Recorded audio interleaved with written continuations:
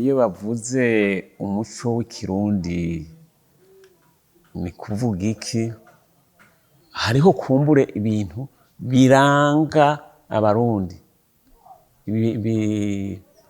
bibaranga mu vyo bavuga, mu vyo bakora, mu mvugo, mu ngiro n'ibihe. Bwa mbere nuko bafise ururimi rumwe, ikirundi. Mwumva nk'ibindi bihugu usanga bavuga indimi nyinshi. Dufatiye kuri iyo mico nyene, ningene babana mu gusangira ibintu. Ubwa mbere mu kugemuranira,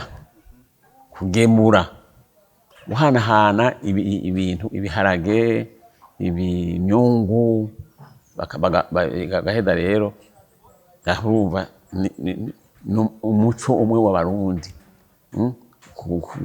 guhanahana ibintu, gutanga, kugemuranira. Hanyuma no gutumiranira amafaranga ataraza, abantu bahishije inzoga wacu utumira abantu, ababanyi bakaza kunywa, hanyuma mukaganira. Jewe niyumvira yuko imico itatitutse gose.